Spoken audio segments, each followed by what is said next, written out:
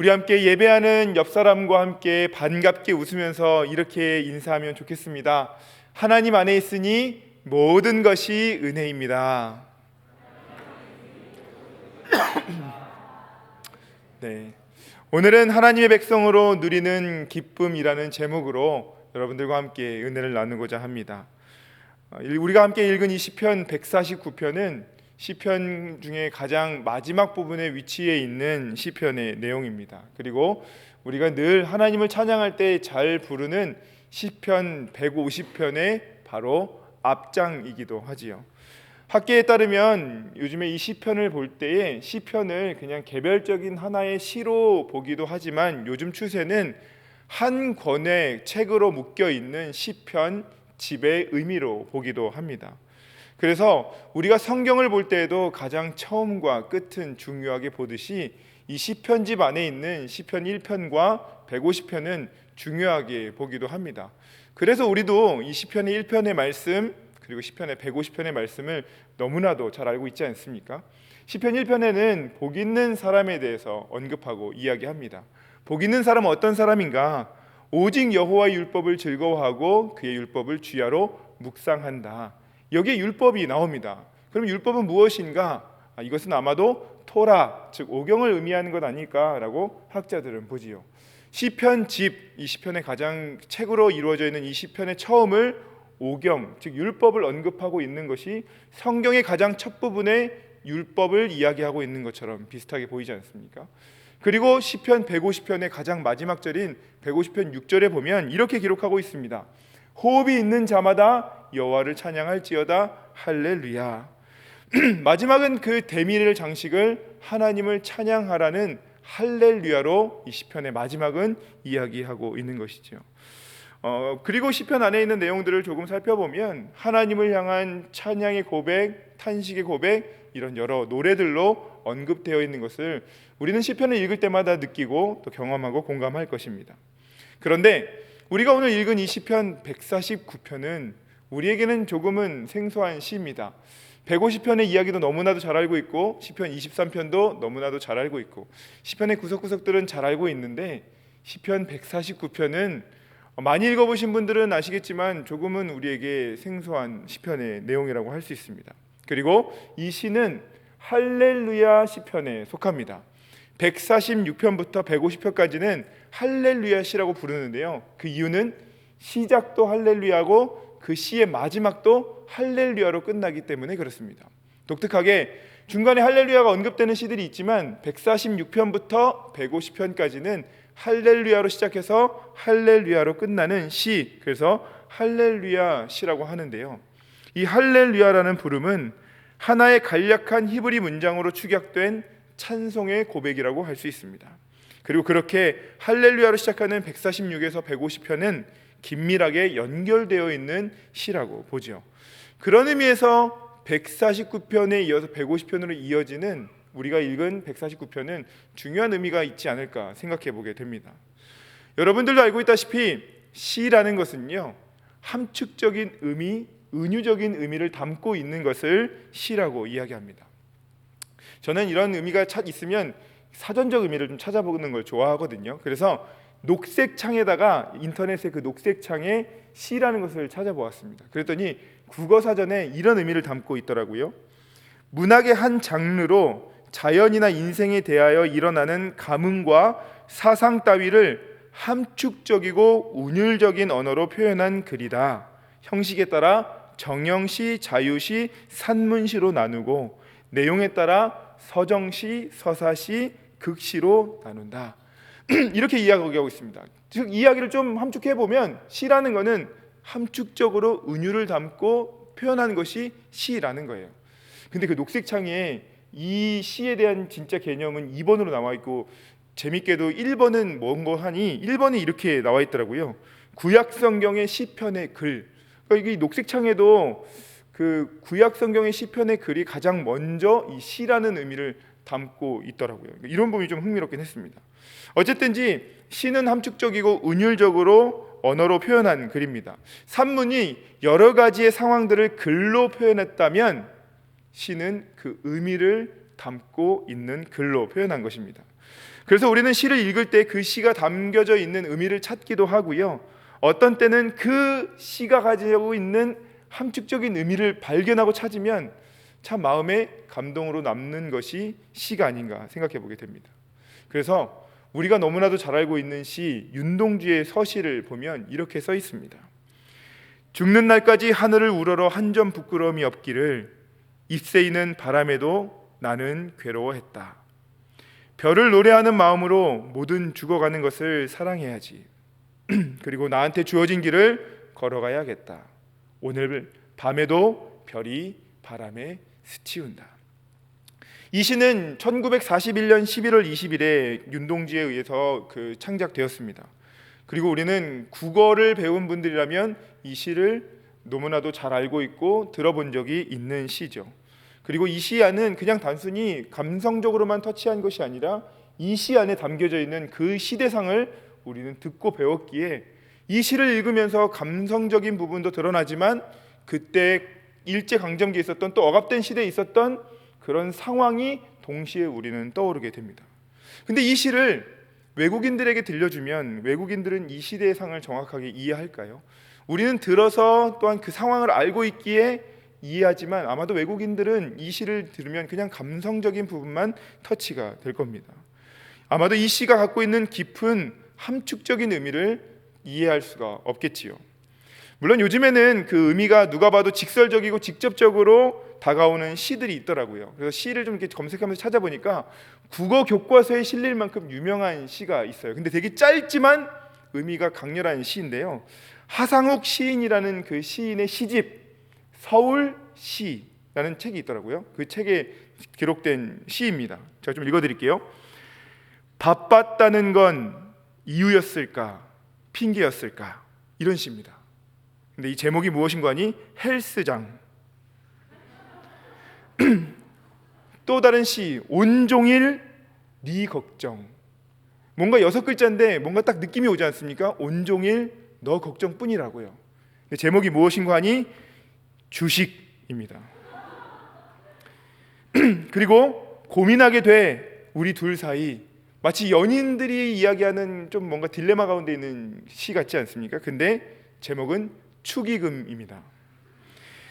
우리가 그 짧은 이야기지만 이 이야기만으로도 우리가 너무나도 공감이 되는, 제목까지 보니까 너무나도 공감이 되는 시이지 않습니까? 한두 개의 단어로 이루어졌음에도 불구하고 우리는 그 의미가 확 와닿습니다. 시는 이렇듯이 함축적이지만 그 속에 다양한 의미, 풍성한 의미를 내포하고 있습니다. 그리고 그것이 읽는 독자들로 하여금 작가의 상황과 삶의 자리를 느끼고 공감하게 되는 감성이 있는 것이죠. 시편도 마찬가지입니다. 시편의 기자들은 우리가 지금 읽기에는 히브리어로 기록된 시이고 그 당시의 삶의 정황은 우리는 잘 모르기 때문에 어떤 의미로 쓰여져 있는지 우리는 이해하기 어렵다 하더라도 아마도 그 시를 읽고 있는 독자들, 그 시대를 함께 살아가던 시대에 살던 유대 공동체는 이 시가 무엇을 의미하는지, 그리고 기자가 무엇을 말하고 싶은지를 단번에 알아차릴 수 있을 것입니다. 우리가 누구나 이 시편을 쉽게 이해하기는 어렵지만 그럼에도 불구하고 이 시는 누군가에게는 쉽게 읽혀지고 누군가에게는 그것을 읽었을 때 맞아 라고 느끼는 공감대가 형성되어 있던 내용을 가지고 있을 것이죠. 자, 그렇다면 우리가 읽은 이 149편, 이 시편에는 무엇을 전달하고자 했을까요? 이 저자는 어떠한 마음을 이 시를 통해서 표현하고자 했을까요? 우리 1절의 고백을 다 같이 한번 읽어보도록 하겠습니다. 149편의 1절입니다. 같이 읽어볼까요? 할렐루야, 새 노래로 여호와께 노래하며 성도의 모임 가운데 찬양할지어다. 아멘. 처음에 무슨 고백으로 시작합니까? 네, 할렐루야 시이기 때문에 할렐루야로 시작합니다.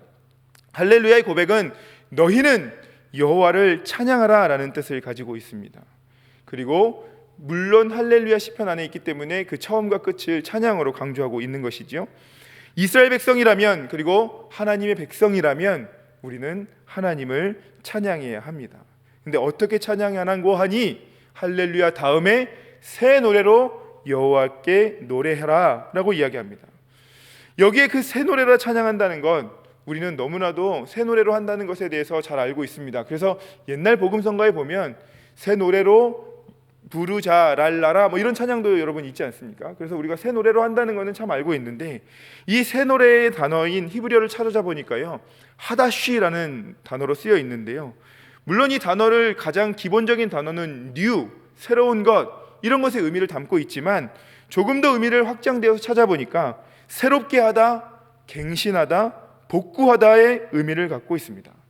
새로운 노래라는 것은 우리가 그냥 새로운 찬양만 새롭게 부르자가 아니라 회복한 우리가, 복구된 우리가, 새롭게 된 갱신된 우리가 하나님께 부르는 찬양에 이야기하고 있습니다. 즉 새 노래의 관점과 중심은 변화된 나의 내면에 있다라는 겁니다. 우리가 하나님을 찬양하는 데 있어서 어떻게 찬양해야 하는가? 새롭게 변화된, 그리고 하나님의 말씀으로 인하여 복구된 내면이 관점을 변화되어서 하나님께 하는 고백, 그것이 새 노래입니다. 이어서 기자는요, 성도의 모임 가운데서 찬양할지어다 라고 선포하고 있습니다. 성도의 모임, 우리가 모임 가운데서 우리는 마땅히 무엇을 해야 하는 거 하니? 찬양이라는 거예요. 지금 이 자리에도 우리 성도님들이 모여 계시잖아요. 그러니까 우리가 이 자리에도 마땅히 해야 될 것은 무엇인가? 찬양이라는 거예요. 그런데 저는 오늘 이 준비한 이 149편의 시편의 내용을 들여다보면 독특한 부분이 두 부분이 언급되고 있거든요. 근데 그 중에 한 부분이 바로 이 성도라는 단어에 있다라고 생각합니다. 이 성도라고 번역된 부분이 149편의 히브리어 원문을 보면 하시딤 이렇게 기록되어 있습니다.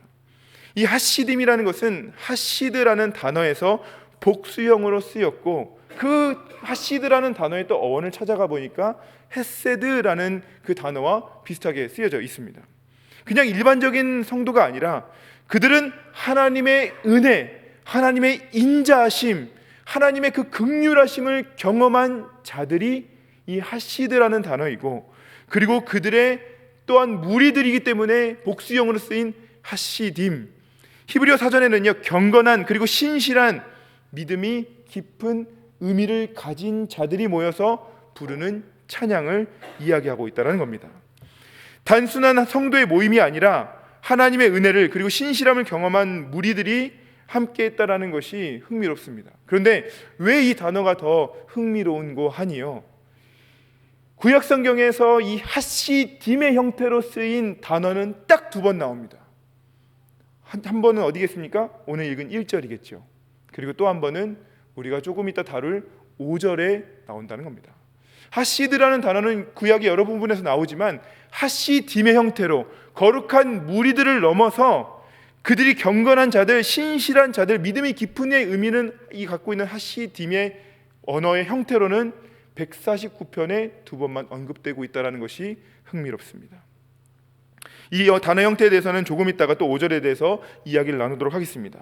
그런 신실한 자들은 하나님을 찬양할 것입니다. 무엇을 찬양할까요? 2절 말씀에 보면 이스라엘은 자기를 지으신 이로 말미암아 즐거워하며 시온의 주민은 그들의 왕으로 말미암아 즐거워한다. 그들이 고백하는 찬양의 고백은 무엇인고 하니 자기를 지으시니 바로 창조주 하나님을 찬양한다라고, 그런 구원하시는 이신 하나님을 높인다라고 고백하고 있습니다.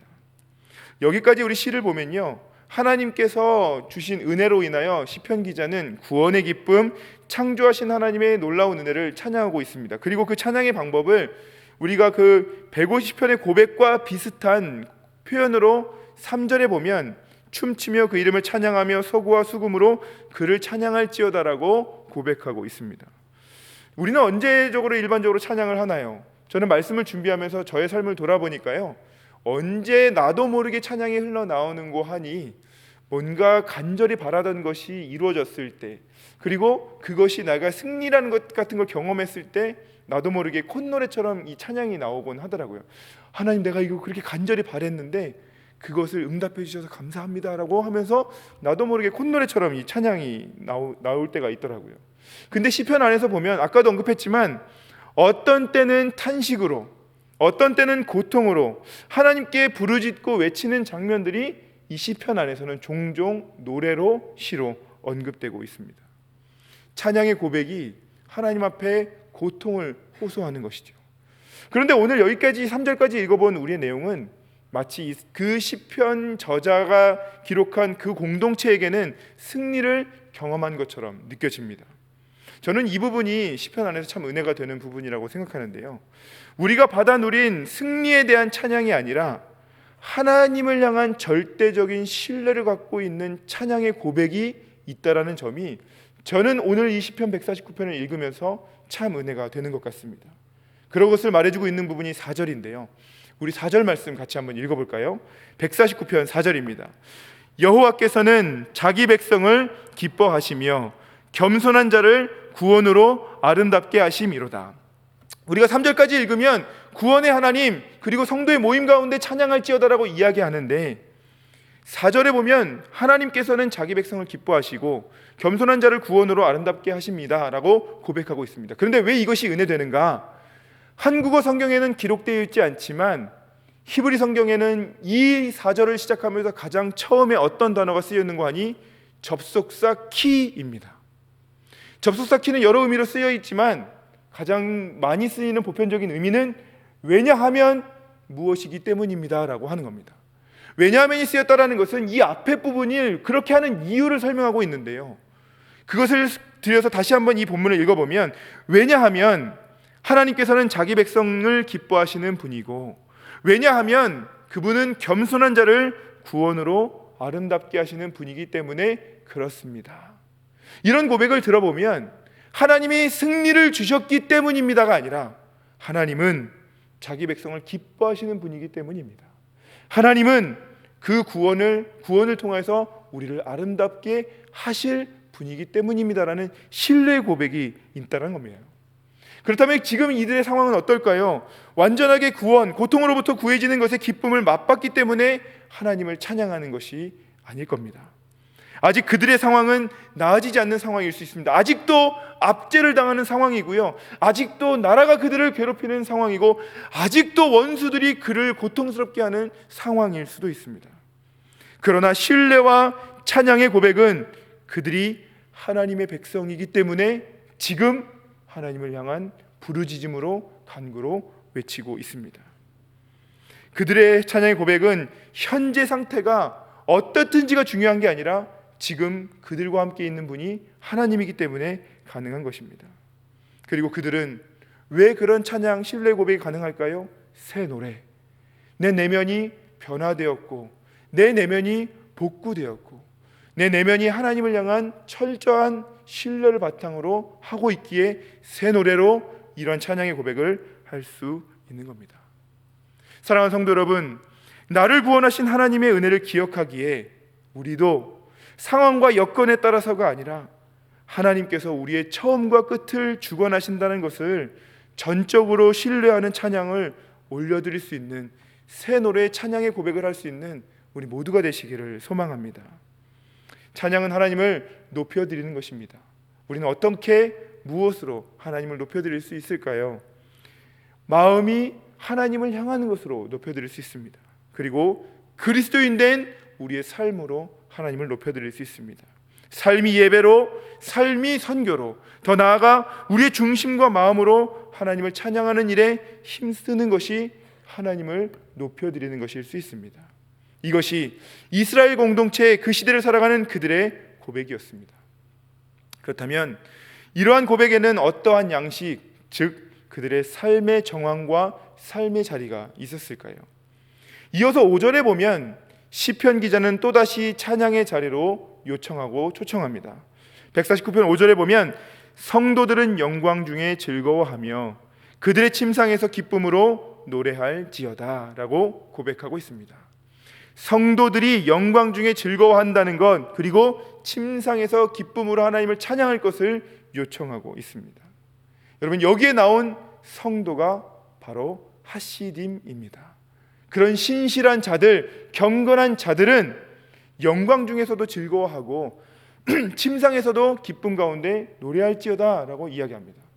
근데 우리는 지금 이 의미를 지금 우리의 삶의 자리에서 좀 해석해서 보면 침상 가운데서 기쁨으로 노래하는 것은 좀 쉬워 보이고 가능할 것 같습니다. 왜냐하면 요즘에 온라인 예배가 강화되고 또한 새벽마다 새벽에 거리가 멀어서 못 오시는 분들에게는 그분들은 때로는 침상에 앉아서 큐티로 하를 여는 그 메시지를 통해 은혜 받고 또 하나님 찬양하기도 하고 그곳에서 기도하고 우리가 이제는 그러한 침상이 하나님을 예배하는 자리로 활성화가 되었습니다. 그런데 말씀을 준비하면서 주석적인 의미를 좀 찾아보았더니요, 여기에 나온 히브리어에 나온 구약에 나온 침상의 의미는 그리 좋은 의미를 갖고 있지 않습니다. 구약에 있는 이 침상의 의미는 고통 가운데 있는 사람들이 뒤척이는 곳, 울며 기도하는 곳, 베옷을 입고 금식하며 누워 있는 곳으로 나타납니다. 그렇다면 침상은 그들에게 있어서 고통 가운데 있는 상황일 수도 있습니다. 그런데 그 상황에서도 그런 삶의 자리라 하더라도 하나님께 기쁨으로 요청하고 있습니다. 누구에게요? 하시딤, 신실한 자들에게 요청하고 있는 겁니다. 그런데 흥미롭고 재밌는 사실은요, 이 하시딤이라는 단어를 성경 배경 문화 사전을 좀 찾아봤더니 당시의 유대 공동체가 실제로 하시딤이라는 이름으로 존재했다는 점입니다. 그들은 경건한 사람들이라는 뜻을 가지고 있었고, 주전 2세기경에 엄격한 율법주의적 생활을 추구하며 메시아 대망 사상을 가졌던 유대인들이 바로 하시딤이었습니다. 이 성경 기자가 가리키고 있는 그들이, 신실한 자들이 하시딤을 가리키는 것인지, 아니면 이 찬양의 고백을 이유로 그 뒤에 하시딤이 생겼는지 우리는 알 수 없습니다. 그러나 하시딤이란 자들, 그들은 하나님을 향해 힘들고 어렵던 상황 가운데서도 영광 중에 즐거워했던 자들이고, 고통의 침상이라 할지라도 하나님을 예배했던, 기쁨으로 노래할 수 있었던 자들이 바로 성도들 하시딤이었다라는 겁니다. 그런데 그 다음 구절에 계속해서 이 기자의 고백을 살펴보니까요, 이 시편에서 가장 이상한 부분이라고도 할 수 있고 난해할 수 있는 구절이 나옵니다. 그 구절을 우리가 한번 다시 읽어보길 원하는데요, 시편 149편 6절 말씀 우리 같이 한번 읽어보겠습니다. 시작. 그들의 입에는 하나님에 대한 찬양이 있고 그들의 손에는 두 날 가진 칼이 있도다. 아멘.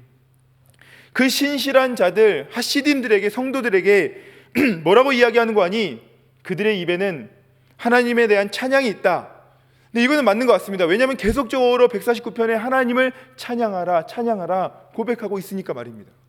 여기까지는 이해가 됩니다. 근데 그 다음 하반절에 보면은 우리가 이해할 수 없는 것이 나옵니다. 하나님의 찬양이 있는 그들에게 무엇이 있다고 고백하고 있습니까? 그들의 손에는 두 날 가진 검이 있다. 여러분이 양날의 검, 두 날 가진 검은 보통 언제 씁니까?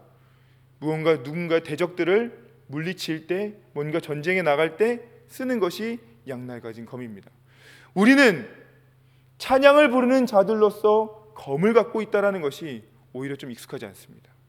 찬양하는 자들이 갖고 있는 것은 하나님을 높이는 것, 그리고 약간 우리 오늘 호산나 찬양대가 귀한 찬양해 주셨지만 가운을 입고 있는 것이 우리에겐 조금 더 어울려 보이는데, 그들의 손에는 무엇이 있다고 합니까? 검이 있다라고 이야기하는 겁니다. 그래서 학자들이 이 대구를 이루는 장면을 통해서 참 많은 고민들을 했던 것 같아요. 여러 주석들을 참고해봐도 이것에 대한 명확한 답은 없습니다. 어떤 학자들은 이것이 칼춤을 추며 주님을 찬양하는 모습을 보여준다고도 했고요, 어떤 학자들은 앞부분에는 성도들의 찬양을 요약하고 뒷부분은 심판과 잘 어울리고 있는 모습을, 그 대구를 보여줌으로써 뒷부분에 나오는 심판에 대해서 이야기하고 있다라고도 보기도 합니다. 네, 그렇듯이 이 6절 이후의 하반절에는 이방 나라들에 대한 하나님의 복수하심, 하나님의 보수하심, 심판에 대해서 언급하고 있습니다. 그것도 그럴 것이, 하시딤, 신실한 자들을 언급한 뒤에 그들의 손에 가진 양날의 검을 언급했다라는 것은 우리가 보기에도 조금 독특해 보이기도 하고 의문을 갖게 만들기도 합니다. 서두에 언급했지만 우리는 이러한 시편은 그들의 삶의 자리를 잘 알 수 없기에 우리는 완벽하게 이해할 수는 없을 겁니다. 그러나 공동체들은 이 시를 보면서 무엇인가 공감하고 이 노래를 부르며 하나님께서 그들을 복수하시기를, 또한 그들을 인도하시기를 기대하며 소망하며 노래를 불렀을 것이죠. 그것은 아마도 우리 모두가 공감하는 회복이었을 겁니다. 회복을 통해 하나님께 그 나라들을 복수해 주시고 그 나라를 심판해 달라는 요청, 그렇기에 때로는 입구멍에는 하나님을 향한 찬양이 있지만 하나님의 심판의 검을 통해 그들을 심판해 달라는 요청이 있었다는 겁니다. 그런데 아무리 생각해도 하나님의 이 복수가 우리가 보기엔 좀 뭔가 어울리지 않습니다. 제가 구역의 그 성경 공부를 진행할 때도, 그리고 우리 선생님들과 그 만나서 이야기를 나눌 때도 가장 갖고 있는 의문점 중에 하나가 이겁니다. 왜 구약의 하나님은 진멸하라고 하는 무서우신 하나님인가입니다. 사랑의 하나님이 어떻게 그렇게 사람들을 심판하고 죽이려고 하는가, 이런 질문들이 늘 있습니다. 오늘 서두에는 찬양이, 후반부에는 분명한 복수와 심판이 기록되어 있습니다. 보수하시는 하나님, 복수하시는 하나님, 우리에게 있어서 어찌 보면 이 복수라는 말은 참 분노에 찬 말 같지 않습니까? 복수가 성립되려면 우선 내가 받은 부당한 대우, 그리고 불합리에 따른 처사가 분노에 가득 차서, 그리고 그 사람에 대한 무엇인가를 요구하는, 그 사람이 무엇인가 좀 이렇게 안 좋았으면 좋겠다라는 그런 것이 차 있는 것이 일반적인 복수의 의미지 않습니까? 당사자에게는 그럴 수 있지만 이 복수라는 말 자체가 그리 썩 우리에게는 긍정적인 단어로 와닿지 않습니다. 어찌 보면 그 복수라는 단어는 좀 치졸한 자기 관점의 복수라는 의미로 되풀이될 수 있기 때문에 하나님의 복수, 하나님이 심판하시는 그 보수하신 하나님에 대한 느낌, 그리고 찬양과 이 복수를 동시에 얘기한다는 것이 선뜻 우리는 이해가 되지 않습니다. 그러나 시편 기자가 어떻게 그렇게 복수하신 하나님을 고백하며 부르짖고 있는가, 그 후반부의 이야기를 곰곰이 살펴보니까 저는 이 복수의 근원이, 시작이 우리의 시작과는 좀 다르다는 것이 느껴졌습니다. 그것이 무엇이냐면, 우리는 그가 어떻게든 잘못되기를 원하는 것이 복수의 시작일 수 있다면, 이 복수의 시작은 전적인 하나님을 향한 신뢰로부터 시작한다는 것이 차이점이 있다라는 건데요. 찬양의 고백에서 알 수 있듯이 그들은 새 노래라는 찬양, 그리고 하나님을 향한 신실한 자들 하시딤이라면 그 복수의 화살 같지도 하나님께서 행하신다는, 하나님께서 그렇게 진행하신다는 그 복수를 하나님께 맡겨두는 복수의 하나님을 의미하지 않을까 생각해 보게 되었습니다.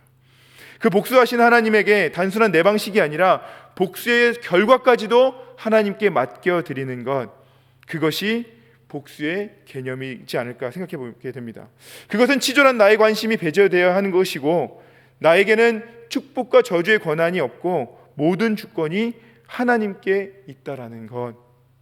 저는 그런 의미에서 오늘 시편 기자가 얘기했던 복수하시는 하나님, 하나님 그들에 대한 보수는 어떤 의미를 가질까라는 것을 생각해 보게 될 때에, 진짜 복수는 내가 원하는 관점에 그들이 멸망하는 것도 복수일 수 있고, 그 나라가 망하는 것도 복수일 수 있고, 그런 의미가 복수일 수 있지만 어찌 보면 진정한 하나님께서 주시는 복수는 그가 하나님께로 돌아오는 것이지 않을까라는 생각이 들었습니다. 하나님이 그 나라를 향한 진정한 보수하신 하나님을 드러내는 것은 그 나라가 회개하고 주님께로 돌아오는 것이야말로 진정한 하나님의 보수가 아닐까라는 생각을 해보게 되었습니다. 그 이야기를 우리는 요나서에도 발견할 수 있지 않습니까? 니느웨의 멸망이 요나에게는 가장 보수하신 하나님으로 드러날 수 있지만, 하나님은 그 니느웨가 돌아오기를 원하시는 그 마음, 그것이야말로 진정한 하나님의 마음이고 보수하신 하나님이 아닐까 생각해 보게 되었습니다. 오늘 시편 기자도 그 복수하심을 하나님께로 돌리고 있습니다. 하나님께서 그 나라를, 그들이 요청하고 있는 이 보수하심을 어떻게 이루셨는지, 그 응답하셨는지에 대한 방법은 성경은 기록하고 있지 않습니다. 우리는 그 결과에 주목하는 복수의 개념이 중요하다고 여겨지지만, 시편 기자에는 복수의 결과보다도 전적인 신뢰로 축복과 복수의 권한을 하나님께 맡긴다는 것에 더 집중하고 있기 때문에 시편 기자는 그 말미에도 그 결과를 기록한 것이 아니라 하나님, 그렇게 하시는 하나님을 찬양하고 높이는 모습을 보이고 있습니다. 복수와 저주, 축복과 생명, 인간의 생복 사화가 모든 것에 하나님 손에 달려 있음을 믿음의 눈으로 바라보는 시편 기자의 관점이 있는 것이죠. 그렇기에 이 기자는 149편의 마무리를 뭐라고 고백하고 있는 줄 아십니까? 우리 9절 말씀 마지막으로 같이 한번 읽어보도록 하겠습니다. 읽어보겠습니다. 시작. 기록한 판결대로 그들에게 시행할지로다. 이런 영광은 그의 모든 성도에게 있도다. 할렐루야. 아멘. 기록한 판결대로 시행하는 것이 바로 하나님의 방식입니다. 공의의 하나님, 신실하신 하나님께서 그가 기록하신 그의 판결대로, 그 공의대로 판단하실 것입니다. 그런데요, 그 하나님께서 공의대로 판단하시면, 그 공의대로 판단하시고 나서 가장 은혜 받고 가장 복을 누린 게 누구입니까? 우리 아닙니까? 하나님이 공의대로 판단하시면, 하나님이 공의대로 심판하시면 멸망당할 수밖에 없는데 그 사람이 우리인데, 난데, 우리는 그 하나님의 심판 이유가 하나님의 헤세드, 하나님의 인자하심, 하나님의 자비하심을 통해 우리가 하나님을 만나고 하나님께로 돌아오는 은혜를 경험하지 않았습니까? 하나님의 판결대로, 공의하심대로 심판하는 것, 그렇기 때문에 진정한 보수와 복수는 하나님께 돌아오는 것일 수도 있습니다. 시편 기자는 이어서 이런 영광은 그의 모든 성도에게 있도다라고 고백합니다. 이런 영광, 우리가 그렇게 영광을 누리는 것은 그의 선택하신 모든 백성들, 그의 모든 성도, 즉 하나님의 백성들에게 있다라고 고백합니다. 히브리어로 그대로 직역하면 여호와의 모든 성도들이라고 할 수 있습니다.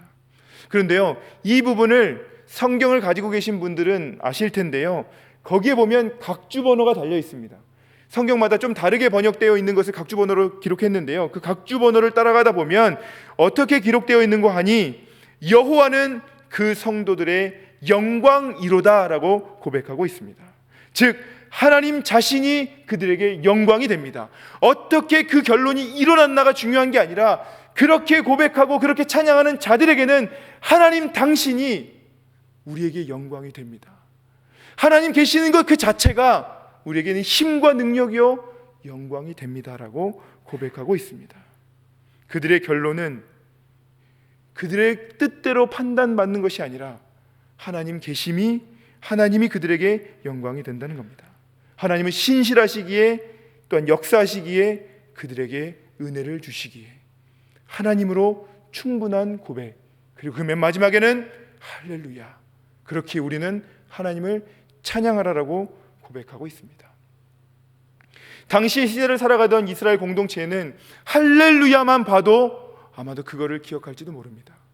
이 안에 담겨져 있는 하나님만이, 여호와는 그의 성도들의 영광이다, 이것을 보더라도 그들의 처한 어려움 상황에서도 다시금 하나님을 바라보던 공동체였을 것입니다. 그리고 그렇게 마음을 잡은 그들은 새 노래로 하나님을 찬양했겠지요. 다시금 그들의 주변의 상황으로 눈을 돌리는 것이 아니라 신실하신 하나님을 의지하고 따라갔을 것입니다. 사랑하는 성도 여러분, 삶을 살아가는 우리에게도 하나님을 향한 진정한 찬양, 그것이 새 노래, 더 나아가 신실한 자들로서 하나님을 찬양하는 고백은 너무나도 당연할 것입니다. 우리의 삶으로, 그리고 그리스도인으로서 말입니다. 그리고 우리는 우리가 당한 어려움 속에서도 신실하신 하나님께서 그의 판결대로 하실 것을 믿는 믿음으로 신뢰를 가지고 살아가야 할 줄로 믿습니다. 하나님께서 우리와 함께 계시면 우리는 그 모든 것들이 하나님 안에서 은혜가 되고, 더 나아가 하나님이 계심으로 영광을 바라본다면 신실하게 하나님의 방법대로 복수하시는 그 하나님의 은혜도 경험하게 될 줄로 믿습니다. 그리고 그 하나님은 늘 그렇듯 우리를 선하고 바른 길로 인도해 주실 것입니다. 여기 오늘 이 말씀을 통해 우리에게 주시는 하나님의 말씀이 있습니다. 여호와께서는 자기 백성들을 기뻐하시며 겸손한 자를 구원으로 아름답게 하심이로다. 아멘. 그 주님 따라가는 싱가포르 한인교회 우리 모두가 되시기를 주님의 이름으로 부탁을 드립니다. 기도하실까요? 이 시간 우리가 함께 기도할 때에 우리의 마음을 새롭게 하십시다. 그리고 우리의 삶이 찬양의 고백으로 우리의 믿음을 하나님께 드리는 싱가포르 한인교회 공동체가 되길 원합니다. 하나님, 우리의 삶의 자리 가운데 우리의 고통, 우리 침상에서 기뻐하는 우리의 마음들을 아시오니 하나님, 우리를 선하게 인도해 주시고 하나님의 방법대로 아름답게 복수를, 하나님의 그 보수를 이루어갈 수 있도록, 그리고 우리가 그 사건을 통해 하나님의 은혜, 인자를 경험했던 우리 의미를 다시 한번 기억하며 하나님께 기도하며 나가시겠습니다. 우리 기도하시겠습니다. 아버지 하나님 감사합니다.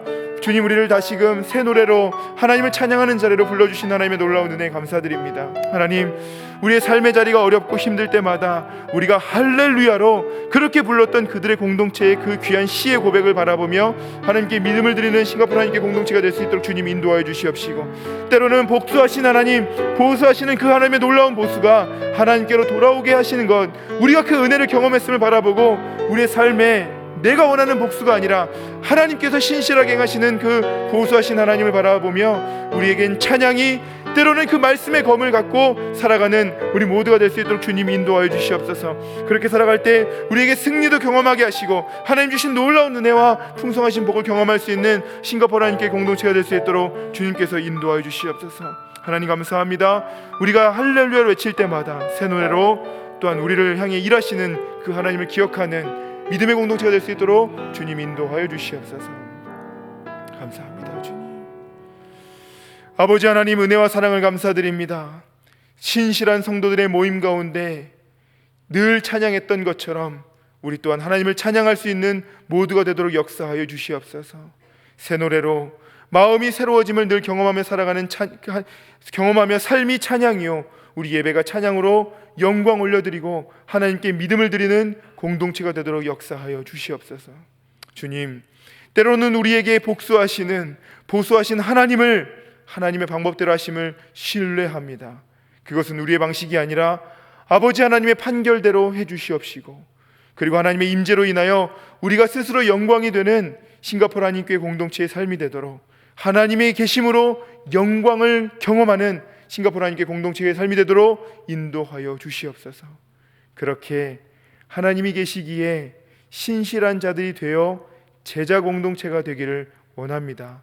우리 가운데 양날의 검 말씀으로 세워가는 제자 공동체가 되게 도와주시고, 하나님의 은혜를 경험하는 신실한 공동체가 되도록 역사하여 주시고, 하나님께 찬양으로 영광 올려드릴 때에 부어주시는 가득하신 하나님의 영광도 보는 믿음의 공동체 되도록 역사하여 주시옵소서.